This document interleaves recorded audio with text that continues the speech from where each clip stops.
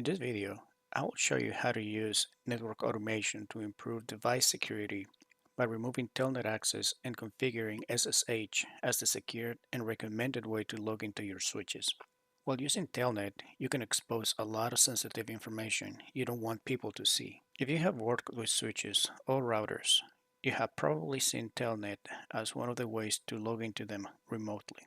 The problem with this is Telnet sends everything, your username, your password, and your command lines in plain text.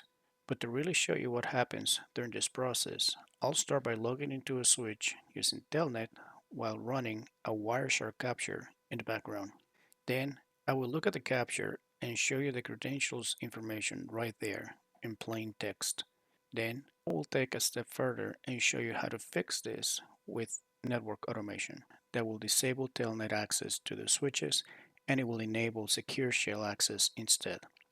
The benefit with using SSH is that it encrypts the entire session and keeps your credentials safe. Alright, let's jump right into it. So I'm going to go ahead and ping 192.168.40.100, which is the first switch in a topology. I hit enter, and yes, I can ping the switch, which means that I can telnet into it. Before I telnet into the switch, I'm going to open a Wireshark session between my terminal and the switch. So open a packet capture. I'm going to clear the terminal. I'm going to start the capture and I'm going to telnet into the switch. Username, JLeo, and the password. And I'm in. So I'm going to stop the packet capture now. I'm going to download the file. And I get it right here, so I'm going to open it with Wireshark. Okay, and now that I have the packet capture open, I'm going to go to the search bar. I'm going to type in tcp.port == 23. I'm going to click enter. And then I'm going to select one of the lines that has Telnet listed as the protocol. I'm going to right click on it. I'm going to go to follow TCP stream. There you go. As you can see, the password that we set up is displayed as plain text and the username as well. And now that we have seen this, let's go ahead and fix it by disabling Telnet and enabling SSH in the switches. So far in the real world, I have used 3 different methods. One using Bash programming, 2 Python programming, and the third method that I recently learned was using playbooks with Ansible. But for this demonstration, I'll use a Bash script. So the Bash script that I wrote, it's right here. It's called find telnet and fix access to SSH. So this is the Bash script. So in my Ubuntu terminal, I'm already in a folder where the script is. So I'm going to type in ls to confirm that it's right there, and it is. So what I'm going to do next is I'm going to go ahead and run it. So I'm going to clear the screen. And I'm going to run it. And it's going to ask for my username and password. Username is JLeo, the password we set up, and now it's asking me for the IP addresses of the switches. So this script is a 2-task process with user interaction. In a fully automated script, all I will have to do is just launch it and let the script collect all the IP address information for the switches in the topology and perform all the tasks by itself, and at the end just show me the results and make sure everything worked. But since this is a demonstration, I wanted to go over the logic of what the script is doing as it goes to understand what happens. So this is the first part of the script. What it will do is, after I enter the IP addresses for the switches, it will ping the IP addresses in the list and make sure that the switches are active. After it confirms the switches are active, it's going to try to SSH into them. And if SSH fails, it's going to fall back and try to telnet into the switches. Once it has telnet into the switches, what it's going to do is it's going to collect the information and it's going to show me the results on the screen. And also will ask me a few questions to execute the second part of the script. So I'm going to go ahead and type in the IP addresses of the switches that I want to look. As you can see in this specific example, on the script, I can add up to 50 IP addresses. I don't have 50 IP addresses, I only have 4 switches. However, I am also adding an extra switch that is not in the topology, so you can see what happens if a switch doesn't ping or doesn't respond when the script is running. So now that I have the IP addresses in my script, I'm going to hit enter. It's going to go through the process of pinging the switches, trying to SSH into them. And if it doesn't allow SSH, it's going to go to the Telnet route. As you can see on the left hand side, you can see where the script logged into the switch, the first switch, the master switch. And now that it has completed running the script, is providing all the information. So the first information that I got is the switch 3 has SSH enabled in it.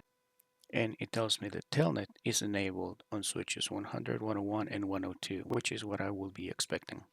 And it's also telling me that this switch with IP address 192.168.40.104 is not reachable, which makes sense because that switch doesn't exist in the topology. And now it's asking me the questions.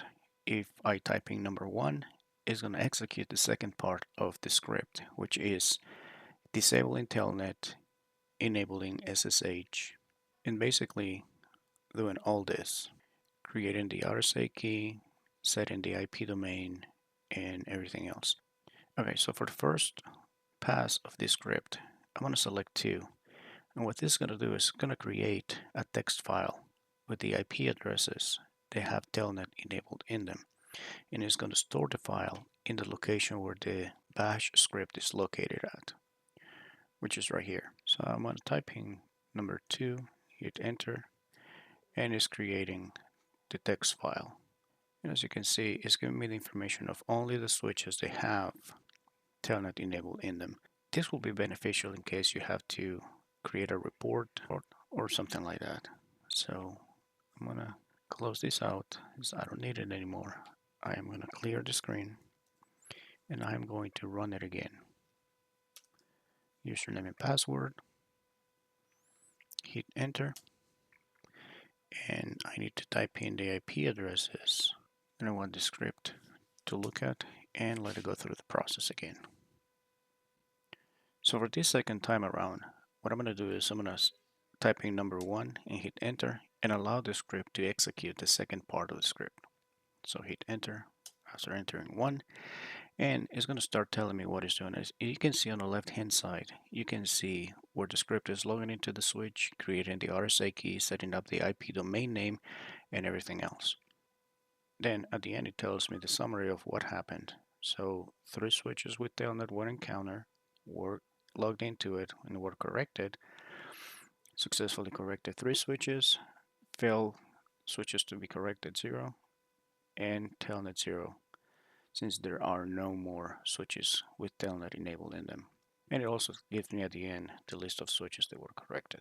So if I run this script again, now it's giving me the information of master switch, switch 1, switch 2, and switch 3, the IP address, and it's telling me that there's really nothing to fix. All the switches in the topology are now configured to SSH. Okay, so now that I know everything has been fixed, I'm going to SSH into the switches as I do a packet capture with Wireshark, and then I'm going to look at the results and see the difference between Telnet and SSH. So before I do that, I'm going to go in the link between the WAN and the first switch in the topology, and I'm going to open packet capture. I'm going to go ahead and start the capture, and I'm going to try to Telnet into the switch, which at this point it should time out because Telnet is no longer enabled. So with that, I'm going to SSH into the switch, and I enter the password, and I am in. Okay, now I'm going to stop the capture. I'm going to download it, and I'm going to open it with Wireshark. And now in the filter, I'm going to type in tcp.port equals and 22, since SSH is what I'm looking for, and hit enter. And now I can look at SSH traffic. So I'm going to select one of the lines. I'm going to right click on it. I'm going to do follow TCP stream. And as you can see right now, all the information is encrypted and all I see is gibberish. So we have seen here today is the real security risk of using Telnet and how easily it can be replaced with SSH, especially when you're using network automation. And that is it for this video. That is a demonstration on how you can implement automation for network security in your network. Thank you for watching. I'll see you in the next one.